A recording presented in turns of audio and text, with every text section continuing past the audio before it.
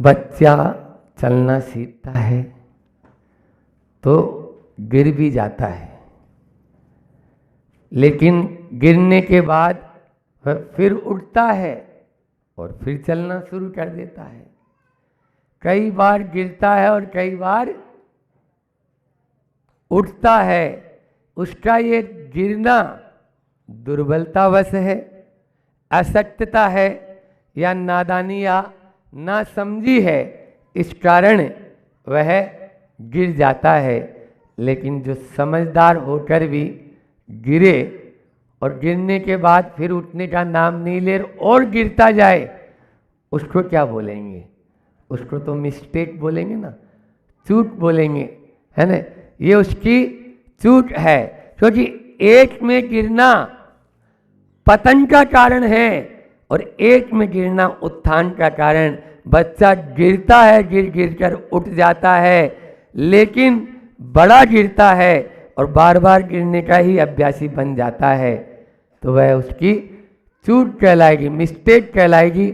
आज अल्फ़ाबेट का जो है एम अक्षर पर अपन को बात करनी है, और एम यानी मिस्टेक। मिस्टेक यानी चूक। संस्कृत में एक शब्द आता है माँ कुरु, मत करो। माँ यानी मत करो, मतलब निषेध अर्थ में आती है। इसी प्रकार से इन चार बातों को यदि अपन ले लेंगे तो उस मिस्टेक को सुधार सकते हैं। अपनी मिस्टेक को दूर करना चाहते हो तो चार बातें बता रहे हैं जो आपको एम पर हम दे रहे हैं। सबसे पहले मिसबिहेव। मिसबिहेव नहीं होना चाहिए। आपका व्यवहार दुर्व्यवहार में परिवर्तित नहीं होना चाहिए। हर किसी के साथ में जैसा व्यवहार हम दूसरों के द्वारा अपने लिए चाहते हैं, वैसा ही व्यवहार हम दूसरों के साथ करेंगे तो वह आपका सद्व्यवहार कहलाएगा, अन्यथा वह दुर्व्यवहार कहलाएगा। तो सबसे पहला है मिसबिहेव।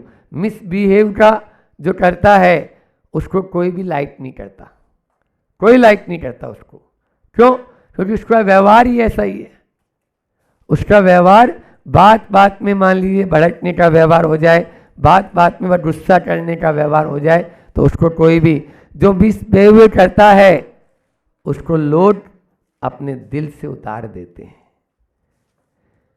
जो मिसबिहेव करता है लोग उसको अपने दिल से उतार देते हैं, और यदि आप किसी के साथ में मिसबिहेव करेंगे तो लोग आपको भी दिल से उतार देंगे, दिल से उतार देंगे। इसलिए हम दिल से न उतरे, किसी के दिल में जाकर जगह बना ले। दिल में जाकर जगह बनाने के लिए आपको अपने व्यवहार को बदलना जरूरी है। सम्मान देंगे तो सम्मान पाएंगे।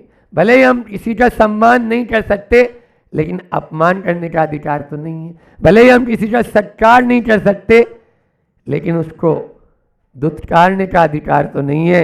और भले ही हम किसी के साथ अच्छा व्यवहार नहीं कर पा रहे हैं, लेकिन बुरा व्यवहार करने का अधिकार तो हमें किसी ने नहीं दिया। इसीलिए हम अपने मिसबिहेव को सुधारें। यदि इस मिसबिहेव को सुधार लेंगे तो लोग हमें अपने सिर पर बैठाने के लिए लालायित होंगे। संत कहते हैं दूसरों के सिर पर बैठने का पुरुषार्थ मत करो, काम ऐसा करो, अपने व्यवहार को ऐसा बना लो कि लोग आपको सिर पर बैठाने के लिए लालायित हो जाए, सिर पर बैठाने के लिए लालायित हो जाएं। अपने व्यवहार को ऐसा रखना होगा। इसलिए हम किसी के साथ में भी मिसबिहेव न करें तो सामने वाला आपको सम्मान देगा, और यदि सामने वाला हमारे साथ मिसबिहेव कर रहा है तो आप उसको इग्नोर करने की कला समझ लें, उसको नज़रअंदाज कर दें, ताकि आप प्रसन्न बने रहें, प्रसन्न बने रहें। अपनी प्रसन्नता को खंडित नहीं होगी। आप यदि मान लीजिए उसको चिपक कर बैठ जाएंगे, किसी ने कुछ बोला और आप चिपक गए, बस फिर क्या है, फिर आपकी प्रसन्नता टिक नहीं पाएगी। इसलिए कोई भी क्षेत्र हो या कोई भी व्यक्ति हो, अपने व्यवहार को हमें सुधारना अनिवार्य है। दूसरा है मिसगाइड। पहला है मिसबिहेव, दूसरा है मिसगाइड। आप मिसगाइड मत करो, गुमराह है ना, भटकाना, किसी ने कुछ पूछा गलत राय दे देना, या आप लोगों की भाषा में बोलूं तो उलझाना, उलझा देते हैं। सुलझाना तो दूर, किसी ने आके कोई राय मांगी तो उसको मिसगाइड दे दी। रामायण के काल में भी मंथरा ने कैकेयी को मिसगाइड कर दिया था, और फिर महाभारत काल में शकुनी मामा ने दुर्योधन को मिसगाइड कर दिया था। दुर्योधन ऐसा था नहीं, लेकिन उसको संगति अपने मामा की मिली और मामा ने वैसा ही उसको गाइड करना शुरू कर दिया। लेकिन वो तो चले गए, ये सब आग लगाने का काम करते हैं। संत कहते हैं आग नहीं बाढ़ लगाओ, आग नहीं बाढ़ लगाओ। अरे पेट्रोल डालने की कोशिश मत करो, पानी डालने की कोशिश करो, पानी डालने की कोशिश करो। कहीं पर आग लगी है तो उसमें पानी डालो, चाहे वो घर परिवार में हो, चाहे कहीं पर भी अपन हो उसमें। क्योंकि मिसगाइड करने वाला थोड़ी देर के लिए खुश जरूर हो जाएगा, या उस सामने वाले को लट्टू बनाने के लिए, लेकिन उसका अंत बुरा ही होगा। संत कहते हैं कि बाहर की जंग भले ही वो जीत ले, लेकिन भीतर की लड़ाई में तो वो हार ही जाएगा। आप देख लीजिए, जब 14 वर्ष का वनवास हो गया, अब मंथरा रो रही है, अब कैकेयी रो रही है, और चित्रकूट के उस पार जा रहे हैं। कोई मतलब नहीं, अब जाने से क्या फायदा। क्यों? क्योंकि अब पानी सिर से ऊपर चला गया, जो बात निकल गई वो बात चली गई। तो इस प्रकार से मिसगाइड न तो करें और न मिसगाइड हो। कुछ लोग होते हैं नारकगिरी करने में बहुत आनंद आता है, ऐसे लोगों के लिए रिजर्व है सीट। कहाँ पर बोलो? हाँ, अधोगति नरक में उनकी रिजर्वेशन पक्का है, बिल्कुल। बल्कि देव भी बन जाएंगे तो असुर कुमार जाति के जो देव बन के वहाँ आपस में भिड़ाएंगे, लड़ाई का ही काम करेंगे। और वही हो सकता है यहाँ आके और एक दूसरे को भिड़ाने का काम कर रहे हैं अभी। यदि या तो आया है और या जाने की तैयारी में है, इसलिए आग लगाकर रोटी सेकने का काम बहुत लोग करते हैं। ऐसा काम अपना रोटियां सेकते हैं, और फिर कईयों की तो आदत होती है, अच्छा मिर्च मसाला बघार लगा के उसमें छोंक, क्या बोलते हो आपके इधर? बघार ही बोलते ना मराठी में।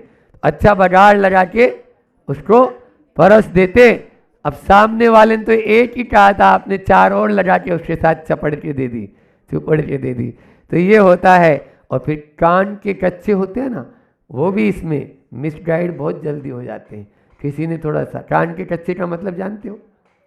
कान के कच्चे का मतलब ये है, किसी ने कहा, किसी बच्चे ने, देख तेरा कान कौवा ले गया, तो वो तुरंत उधर देखता है।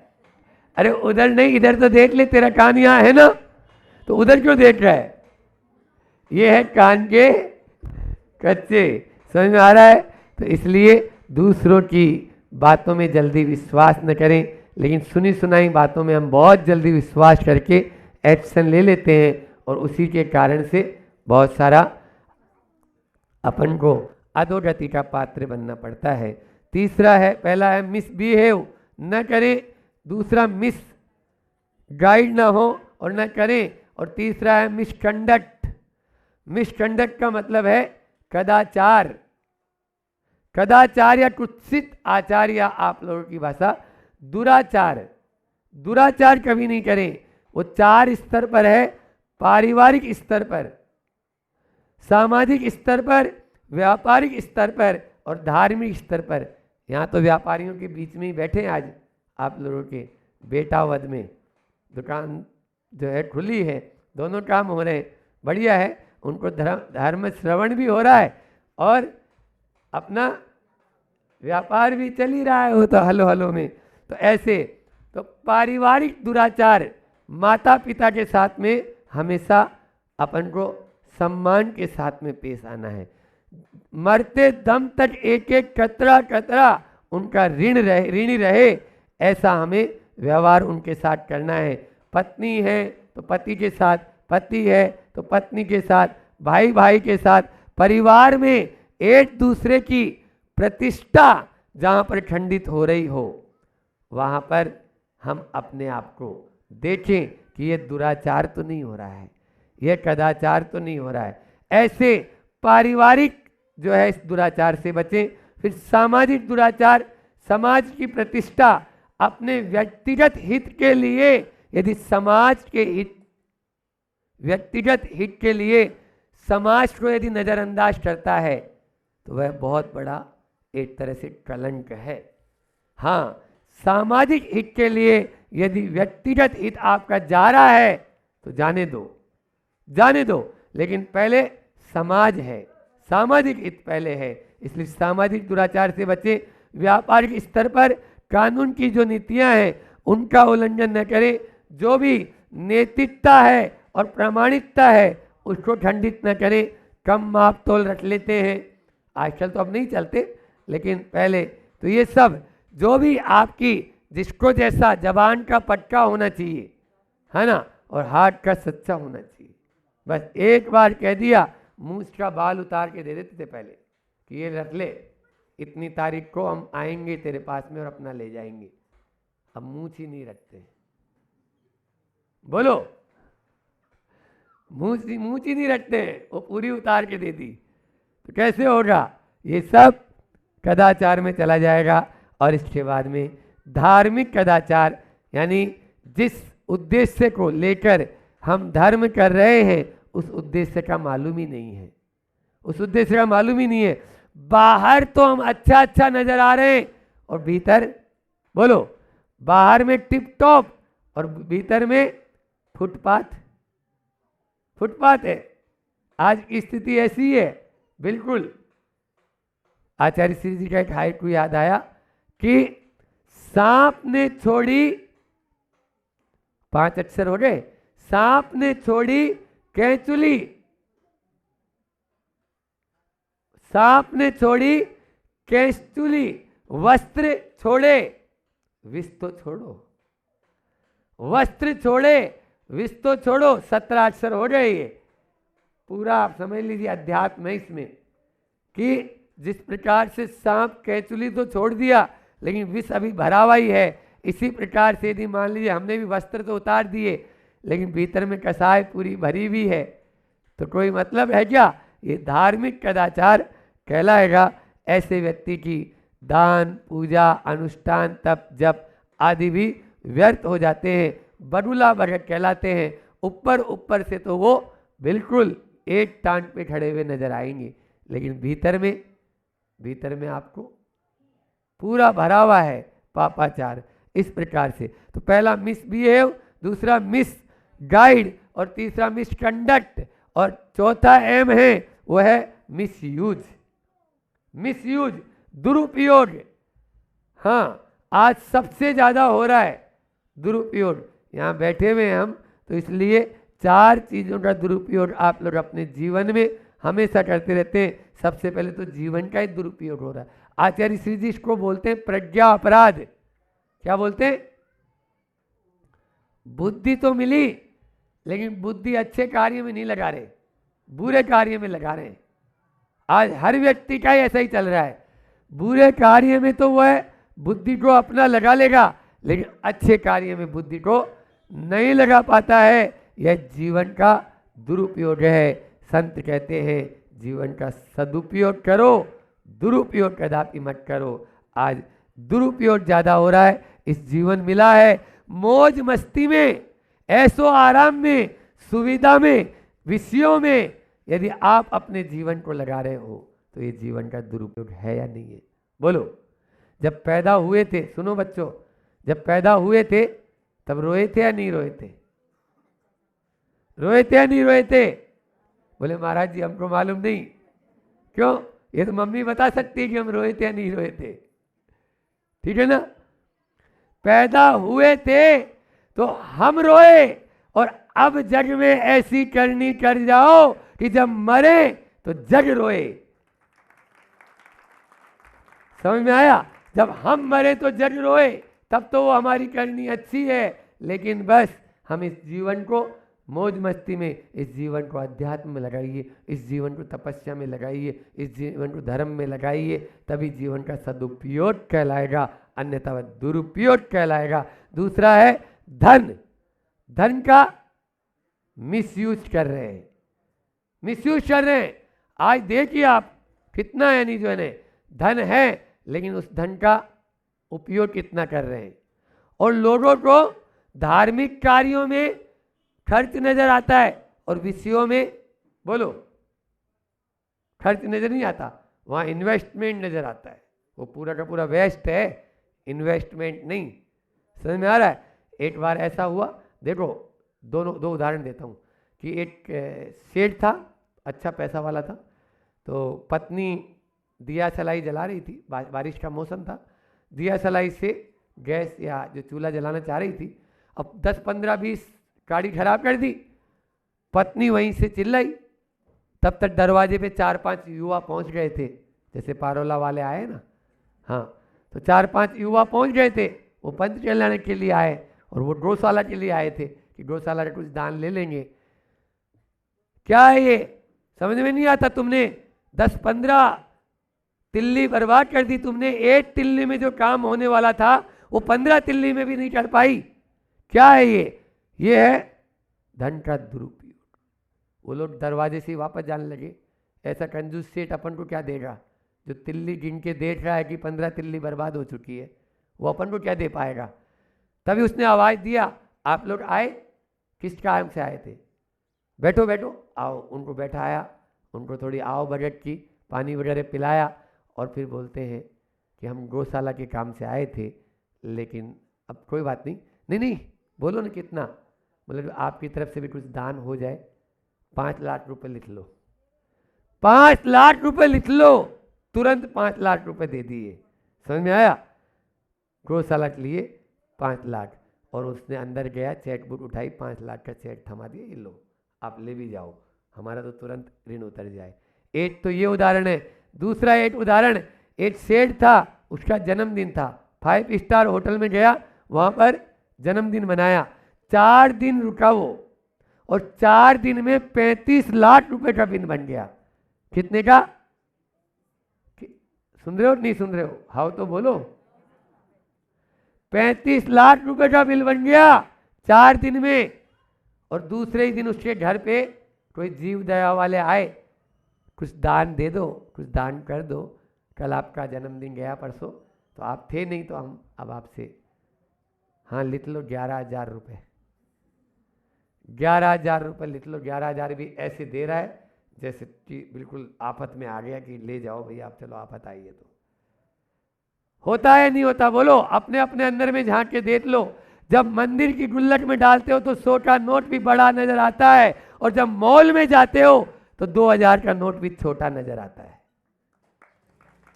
बोलो, वहां पर 100 का नोट बड़ा नजर आ रहा है और वहां 2,000 का नोट भी बड़ा नजर आ रहा है। ये हमारी मानसिकता है, ये है धन का दुरुपयोग। तो पहला बोला शरीर का दुरुपयोग, दूसरा बोला संपत्ति का दुरुपयोग, तीसरा यानी समय का दुरुपयोग। समय का व्हाट्सएप के द्वारा तो आप सब जानते हो, सुबह से शाम हो जाती है और जिंदगी तमाम हो जाती है। फिर अनिल की जिंदगी से एक दिन गुजर गया, एक दिन गुजर गया। ऐसे ही सुबह से शाम बस खाली बस वो टिप टिप टिप टिप करते हुए हमने डीबी मॉल पे देखा, आपके भोपाल में हजारों की संख्या में युवक और युवतियां वहां पर वो चला रहे, केवल मात्र। क्या है? ये समय का दुरुपयोग है। और अंतिम है शरीर, संपत्ति, समय और संबंधी, संबंध, जो अपना संबंध है उसका दुरुपयोग। शक्ति है, सामर्थ्य है, इसका पावर, जो पावर मिला है उस पावर का भी दुरुपयोग करते हैं। आप देखो लाल बत्ती में बैठने के बाद में जो चपड़ासी होता है ना, वो भी अपने आप को क्या समझता है? हाँ, लाल बत्ती गाड़ी में बैठ गया तो चपड़ासी भी उसका, यदि जा रहा है तो बिल्कुल बैठने की स्टाइल भी उसकी अलग ही रहेगी। अब सीना ठोक के बैठेगा, कुछ नहीं। ये क्या है? ये पावर का दुरुपयोग है। और तो छोड़ो, महाराज जी के चरणों में आते हैं तो महाराज जी के संबंध का भी दुरुपयोग कर लेते कई बार, और आते भी इसीलिए है कि वहाँ पर चलेंगे तो ऐसा हो जाएगा। अभी उदाहरण नहीं सुना रहे। तो इस प्रकार से आचार्य श्री जी ने बहुत अच्छी बात कही, एक बार अभी कई बार कहा कि अगर हम ये मिसयूज, भारत में यदि मिसयूज बंद हो जाए, केवल मात्र मिसयूज बंद हो जाए, फिजूल खर्ची या अनर्थ दंड बोलते हैं इसको आगम की भाषा में, तो अनर्थ दंड बंद हो जाए तो भारत फिर से सोने की चिड़िया नहीं, सोने का शेर बन जाएगा। सोने की चिड़िया नहीं, खाली 4 मोबाइल घर में है, फिर से 5वां मोबाइल और ले आओ, 2 टेलीविज़न घर में है, फिर से 3रा टेलीविज़न और ले आओ। ये सब क्या है?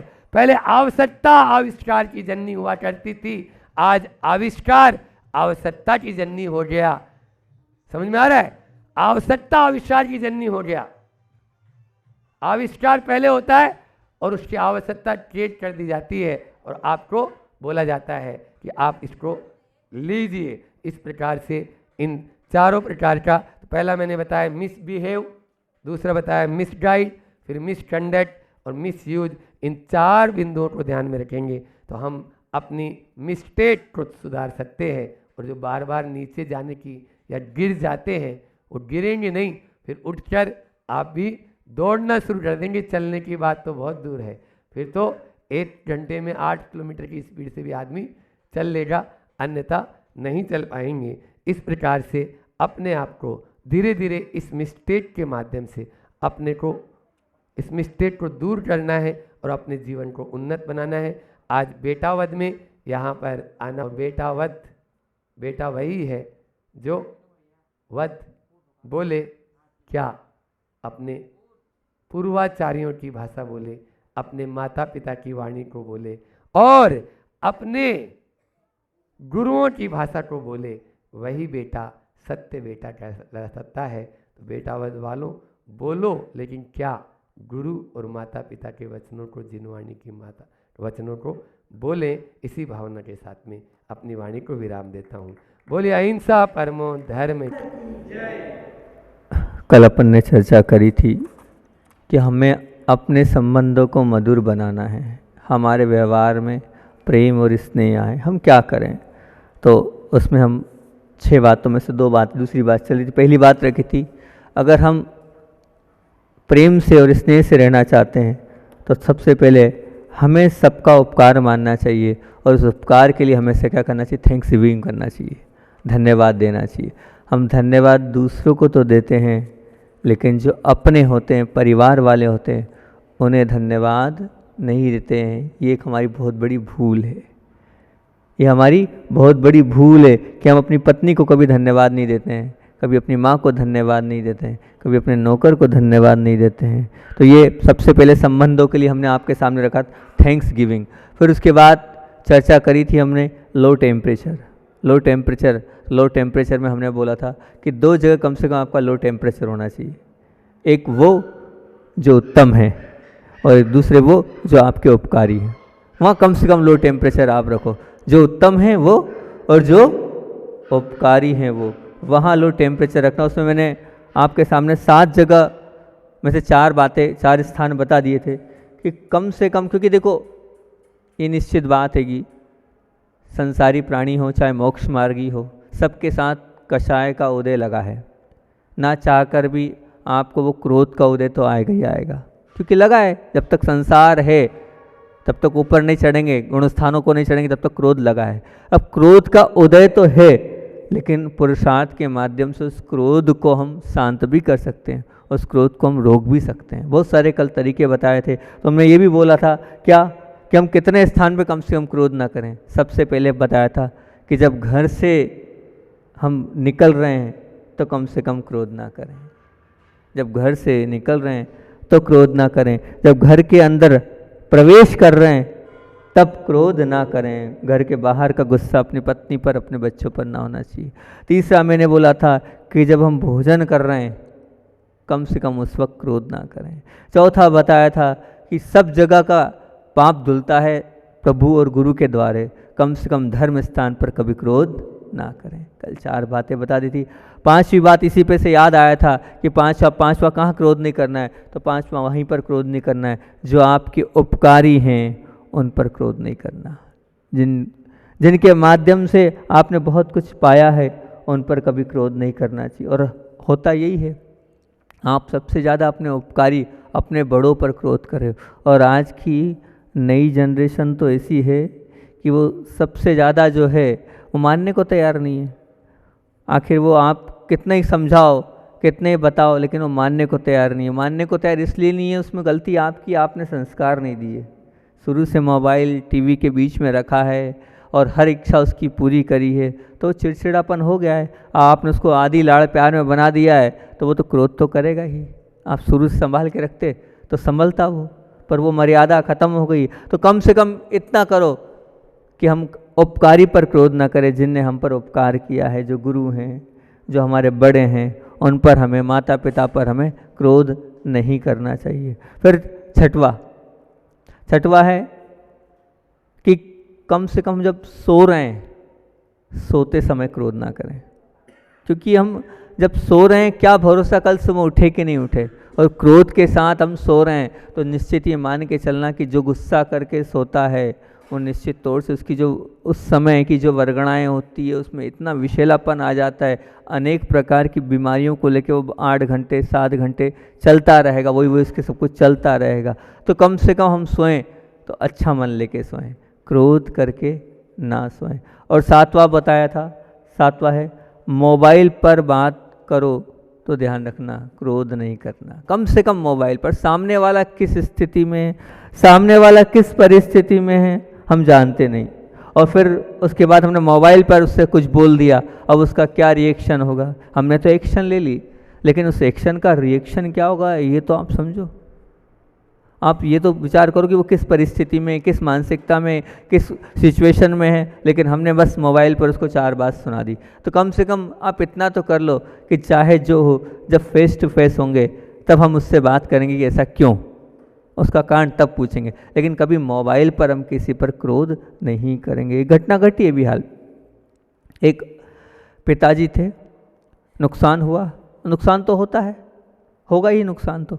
अब बेटे को 4 बात सुना दी, अब समझा नहीं बेटे से कुछ भी।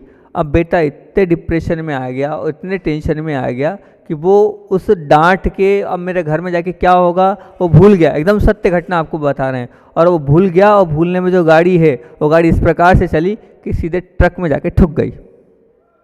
अब ट्रक में जाके ठुक गई, ठुकने के बाद ये तो योग था, पुण्य योग था कि वो बालक बच गया, लेकिन वो बालक के दोनों पैर समाप्त हो गए। सिर्फ आपकी नासमझी में आपने तुरंत एक्शन लिया, हमारा रिएक्शन हो गया। आपने 4 बात सुना दी, अरे क्या किस स्थिति में, वो टेंशन में आ गया बेचारा, और टेंशन में आया वो भूल गया क्या है, और अब वो तो घुस गई ट्रक में गाड़ी। सत्य घटना बता रहा हूँ आपको। तो ये होता है। आप इसलिए जो है ना कभी भी ध्यान रखना, इतना सा नियम ले लो कि हम कभी भी मोबाइल पर तो कम से कम क्रोध नहीं करेंगे, चाहे वो कोई भी हो, चाहे वो परिवार का हो, चाहे अपने व्यापार से संबंधित हो, चाहे कुछ भी हो, तो बहुत अच्छी बात रहेगी। और ये आपने कर लिया तो बहुत सारी चीज़ों से आप बचते चले जाएंगे। तो ये 7 बातें फिर से एक बार बता देता हूँ मैं। जब घर से बाहर निकलो तो क्रोध नहीं करना, पहली चीज़। जब आप घर में आओ तो क्रोध नहीं करना, दूसरी चीज़। तीसरी चीज़, जब आप भोजन करने बैठो तो क्रोध मत करना, क्योंकि वो भोजन उस वाइब्रेशन से, क्रोध वाले वाइब्रेशन से नहीं करना। चौथी चीज, धर्म स्थान में कभी क्रोध नहीं करना, मंदिर में कभी क्रोध नहीं करना, गुरु और प्रभु के सामने कभी क्रोध नहीं करना। हालांकि नहीं करते होंगे, लेकिन फिर भी हो जाता है, छोटी छोटी बातों पर हो जाता है। हम ऐसी पूजन करना चाहते हैं, वो ऐसी पूजन करना चाहते हैं, इसी बात में वाद विवाद में जो है वो बिल्कुल क्रोध बढ़ता चला जाता है और फिर ज़्यादा हो जाता है। अभी एक सज्जन आए थे नंदुरबार के। अब वो जो नंदुरबार के सज्जन थे, हमने उनसे पूछा कि भाई नंदुरबार में तो सभी बहुत अच्छा धर्म है और आप क्यों नहीं जाते हो? जितने सब सदस्य आए थे सब लोग अभिषेक पूजन करते थे, वो नहीं जाते थे। बोले बस मेरे को गुस्सा बहुत तेज आता है, मुझे कोई टोक देता है तो जमता नहीं है। तो हमने कहा वो टोकते थोड़ी है, वो तो आपको बताते हैं। अब अभी तक आप मंदिर गए नहीं हो, अगर आप कुछ थोड़ा कर रहे हो तो आपको समझा देंगे। बोले नहीं वो पसंद नहीं है। बड़ी मुश्किल से हमको मोटिवेशन किया कि आप समझो, किसी के कारण आप अपना धर्म छोड़ रहे हो, आप अपना पुण्य छोड़ रहे हो। पुण्य ये इसलिए छोड़ रहे हो क्योंकि आप ये मानो कि आपको अच्छा भला शरीर मिला है, हाथ पैर अंग सब कुछ अच्छे मिले हैं, और अब इस सब के बावजूद भी अगर आप नहीं कर रहे हो तो इसका मतलब ये है कि अब आपको आने वाले जन्म में जो है नहीं करना है, इसलिए आप ऐसा कर रहे हो।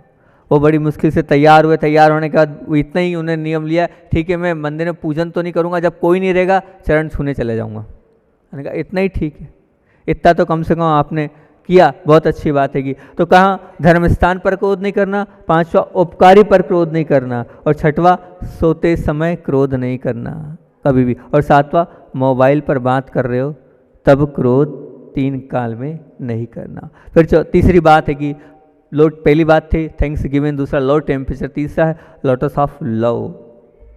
आप प्रेम करते हैं कि नहीं? आपका अंदर जो हृदय है वो प्रेम से गदगद है कि नहीं? जहर वह है ना लेना है ना देना है। जहर एक ऐसी वस्तु है जो ना लेना है ना देना है। पैसा लेने का तो मन है, पर बोलो ना देने का मन नहीं है। और ऐसे ही जो है सलाह जो है क्या है, सलाह जो क्या है, देना तो है लेकिन क्या लेना नहीं है, सलाह लेना नहीं। तीनों बातें आपको बता दी, जहर ना लेना है ना देने का मन है अगर आप सज्जन हैं तो। दूसरा पैसे लेने का मन तो है पर देने का मन नहीं है। और सलाह जो है, सलाह क्या है, देनी तो है पर लेनी नहीं है। परंतु प्रेम एक ऐसा है जो व्यक्ति लेना भी चाहता है और देना भी चाहता है। आप आज यहाँ पर हैं, पागल खाने में नहीं हैं, उसका एक बहुत बड़ा प्रमुख कारण यही है कि आप के द्वारा दिया हुआ प्रेम को स्वीकार कर रहा है और आपको प्रेम मिल रहा है, इसलिए आप यहाँ सही सलामत बैठे हैं। सबसे महत्वपूर्ण बात है ये कि आप जो प्रेम दे रहे हैं वो एक्सेप्ट किया जा रहा है, और जो प्रेम आप दूसरों से चाह रहे हैं वो मिल रहा है। तो फिर प्रेम में कंजूसी क्यों? अगर हम चाहते हैं संबंधों को मधुर बनाना तो प्रेम हमारे अंतरंग में होना चाहिए। जीवन में हमेशा आपने प्रेम कम दिया है एक चीज़, और दूसरी जीवन में प्रेम कम मिला है दूसरी चीज़। एक कम मिला है दूसरी चीज़, और प्रेम कम दिया है। अब मान लीजिए मिला है वो तो ठीक है, लेकिन जो प्रेम देना है वो तो आपके हाथ में है। जो आपके हाथ में है वो कितना किया आपने? आपको बार बार ये रहता है कि मुझको वो नहीं लाइक करते, मैं चाहता हूँ वो मुझे पसंद नहीं करते, वो मेरे से अच्छा व्यवहार नहीं करते, मैं लाख उनके लिए अच्छा करता हूँ, वो ठीक है वो अच्छा नहीं करते हैं, ये बात की बात, लेकिन आपने उनके साथ कितना अच्छा किया पहले इस पे विचार करना। आपने उसको सामने वाले को कितना प्रेम दिया पहले इस पे विचार करना कि मैंने सामने वाले को कितना लाइक किया, मैंने सामने वाले को कितना पसंद किया, मैं सामने वाले को कितना चाह रहा हूँ।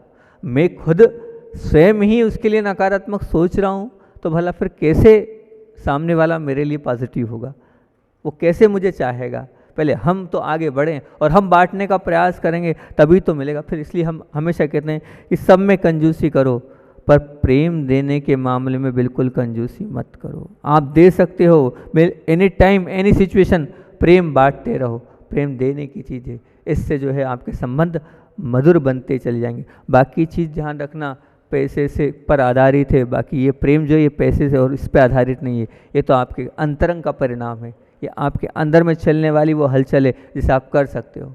करने का प्रयास करें तब, करने का मन बनाएं तब हो पाएगा।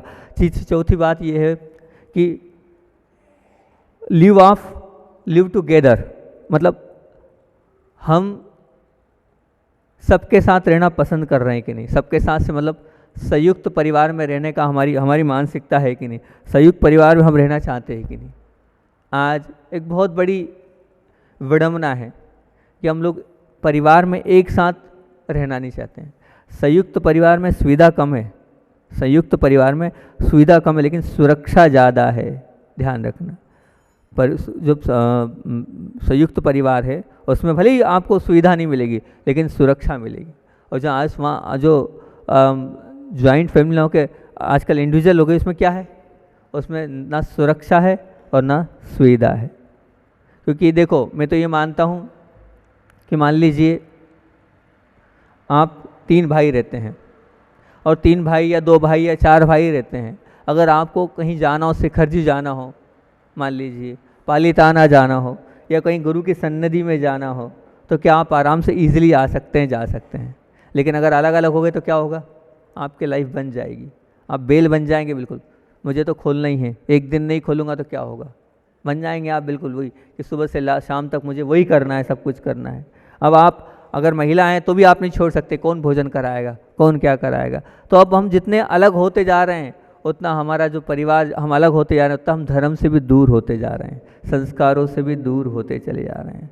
आज संयुक्त परिवार बचे नहीं, गिनती के गिने चुने परिवार संयुक्त बचे, थोड़ा सा होता नहीं है और वाद विवाद होता है और वो सब कुछ समाप्त होते चले जाता है। अब बताओ, आपकी बेटी है, अब आप आपकी बेटी को संयुक्त परिवार देने के लिए मन बनाते हो, नहीं बनाते हो। आपकी सबसे पहली नो टेंशन नो मेंशन, अकेला परिवार सबसे अच्छा, ये धारणा है आपकी, बिल्कुल धारणा है। मैं तो कहता हूँ कि आप अपनी बेटी को अगर देना है, बेटे को लेना है, तो 4 बातें देखा करो। लेकिन 4 बातें आप देखते नहीं हो, आप तो 3 बातें देखते हो। वो मैं 3 बातें बता दूं कौन सी देखते हो, 4 बातें, लेकिन मैं कह रहा हूँ वो देखा करो। अगर बेटी आपको लेना देना, आपकी बेटी के लिए समय है कि नहीं, पहले ये तो देखो कि जिस लड़के के लिए आप चुन रहे हो, जिसको आप स्वीकार कर रहे हो, आपकी बेटी के लिए समय है कि नहीं। दूसरी बात, समय से तात्पर्य ये कि वो अब वो आपने सब कुछ तो देख लिया, लेकिन उस व्यक्ति के पास आपकी बेटी के लिए समय ही नहीं है, तो फिर ऐसी जगह विवाह करने से क्या मतलब, ऐसे जगह अपनी पुत्री को देने से क्या मतलब। दूसरी बात, संस्कार है कि नहीं, संस्कार है कि नहीं, वो पूजन करता है कि नहीं, वो धर्मात्मा है कि नहीं, वो दारू बीड़ी सिगरेट आदि शौक से दूर है कि नहीं, वो पार्टियों से दूर है कि नहीं, वो संस्कार जो हमारे जिन संस्कृति में हैं, जैन संस्कृति में बताए गए, वो संस्कार से वो ओत प्रोत है कि नहीं।